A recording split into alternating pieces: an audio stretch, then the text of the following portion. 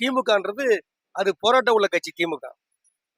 இந்திய திணிப்பு போராட்டத்துலேருந்து ஒவ்வொரு காவேரி பிரச்சனையா இருக்கட்டும், போராடி வந்த கட்சி அது. என்னன்னா இந்த டைம் கட்டம் போட்டது சரி கிடையாது. போஸ்டிங் கொடுத்தது சரி ஆளுக்கு சரியான ஆளுக்கு தரல, கஷ்டப்பட்டவங்களுக்கு தரல, இருக்கப்பட்டதே கொடுத்தாங்க.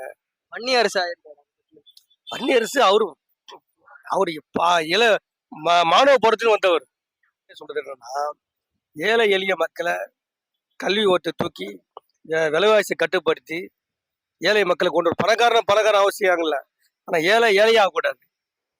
எல்லா கட்சி நாட்களையும் தேனை தடவிட்டார். என்னன்னு கூட்டணி கட்சிக்கும் வாய்ப்பு நான் கொடுப்பேன்ட்டு அந்த தேனை தடவை இவ்வளவு பாதிப்பு. அதான் தேனை தருவது, அதான் தேனை தருவது தான் என்னாச்சு, எல்லாத்தையும் எல்லா மூலையும் திசை திருப்பி விட்டது.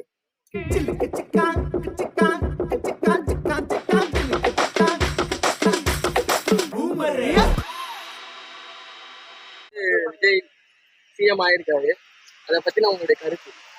சிஎம் வந்து பொறுத்தவரைக்கும் அவர் முன்னாடி சினிமா நடிகர். அவர் எல்லா தரப்பட்ட மக்களுக்கும் அவருக்கு பிடிக்கும். சின்ன குழந்தை பெரிய குழந்தை வரைக்கும் பிடிக்கும் அவருக்கு. நம்ம சொல்ல விரும்பல. இப்போ நம்ம என்ன சொல்றதுன்னா, இப்போ அவர் விஜய் கட்சி ஆரம்பிச்சு 2 வருஷம் ஆச்சா, 3 வருஷம் ஆச்சு. அது கூட விஜய் மக்கள் இயக்கமா தான் இருந்துச்சு. விஜய் மக்கள் இயக்கத்திலே வந்துட்டு கூட அப்போ உள்ள குட்டி இந்த தாமரத்துக்கு ஒரு விஜய் மட்ட தலைவர் இருப்பாரு, மாதிரி ஒரு தெருக்கு தலைவர், அவங்க கவுன்சிலர் ஆகிருப்பாங்க. அவங்க மேலே கண்டுபிடிச்சி மேலே கொண்டு வரணும்னு ஒரு பக்கம்.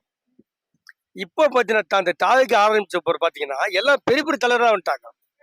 செங்கோட்டையன் மாபெரும் தலைவர். செங்கோட்டையன் வந்துன்னா எம்ஜிஆர் கூட இருந்தவர். கேபிடி பிரபாகரன் அவர் எம்ஜிஆர் கூட இருந்தவர். அவங்களால இப்போ இந்த கட்சி வந்திருக்காங்க. அதே அளவு இங்கே வந்திருக்காங்க. நான் சொல்ற விஜய்க்கு என்ன ஒரே சொல்றது என்னன்னா, ஏழை எளிய மக்களை கல்வி ஓட்டு தூக்கி விலைவாசி கட்டுப்படுத்தி ஏழை மக்களை கொண்டு பணக்காரன் அவசியங்கள்ல, ஆனா ஏழையாக கூடாது.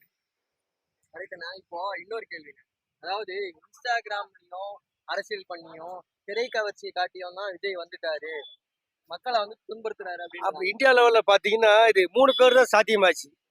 முத எம்ஜி ராமச்சந்திரன் 1974 73 தான் அவர் தனி கட்சி திமுக ஆரம்பிச்சு 63 சீட் தான் பிடிச்சாரு.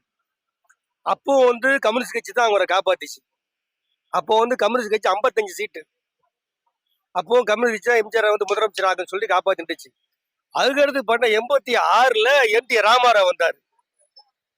அவரு பாத்தீங்கன்னா அவர் ஏக்தம் அடிச்சா 112 சீட் அடிச்சாரு. அவர் 112? ஆமா, ஏக்தம் அடிச்சாரு. அப்ப அது ரயில்ல பாத்தீங்கன்னா, அந்த வகையில இந்தியாவில பாத்தீங்கன்னா தமிழ்நாட்டுல 3 சுத்தி தான் வரும் ஃபுல்லாவே. அவர் அதுல பாத்தீங்கன்னா 108 சீட் விஜய். இப்போ விஜய் பாத்தீங்க என்னன்னா ஃபுல்லாமே இந்த இதுதான். இது நல்லவனும் சொல்ல முடியாது, கெட்டவனும் சொல்ல முடியாது.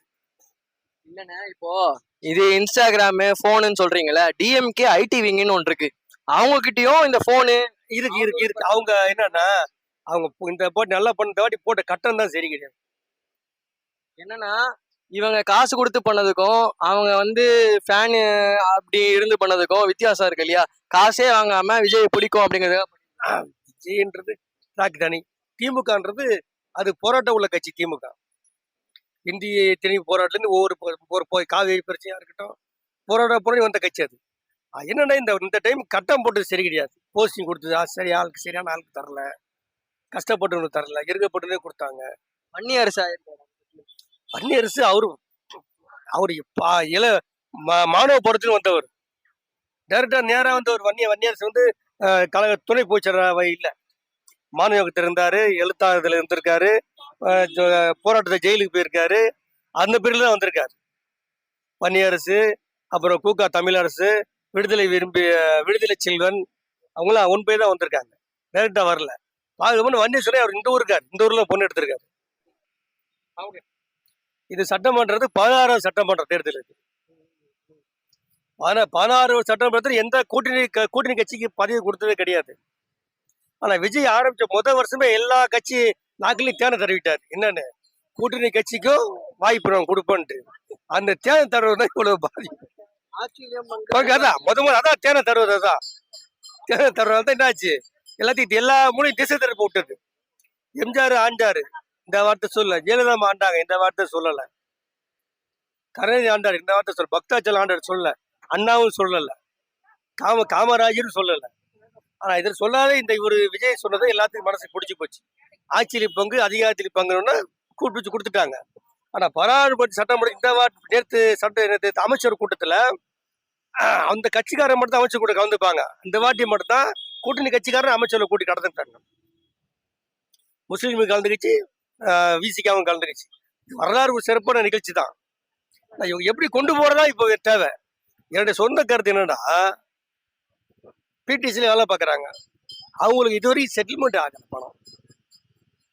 இருக்கா ரிட்டர் ஆயிட்டாங்க. அவங்களுக்கு நிறைய பேர் பணம் செட்டில்மெண்ட் ஆகல, வேலை கடல, நிறைய பேர் இறந்தே போயிட்டாங்க. அதை பத்தி இவரே போன வருஷம் பேசினார் ஆட்சியில அவங்க இருக்கும்போது. அடுத்தது பார்த்தா கரும்பு விவசாயி. கரும்பு வந்து கொள்முதல் பண்ணா கவர்மெண்ட் பண்ணிடுச்சு. 112 கோடி கொள்முதல் பண்ணியிருக்கு. அதை அரைச்சி சர்க்கரையாகி வித்தாச்சு. ஆனா விவசாயி இன்னும் காசு சேரல. இன்னும் கரும்பு விவசாயி இன்னும் நெல் வாங்கி இப்ப மருந்து கடன் வாங்கி சொசைட்டி லோன் வாங்கி தான் தெளிச்சுட்டு இருக்கான். ஆனா அரசாங்கம் கொள்முதல் பண்ணி என்ன பண்றது, வித்து அரைச்சி காசு ஆக்கி வித்து ஆச்சு. விவசாயி காசு இன்னும் போய் சேர மாட்டேங்குது. நிறைய விவசாயிங்க பாவம் செத்தே போயிட்டாங்க. இப்ப இவருடைய ஆட்சியில வந்து இதை இந்த கரும்பு விவசாய கவனத்தை கொண்டு வந்தாலே இந்த நாடு கரும்பு மாதிரி இனிப்பா வந்துடும்.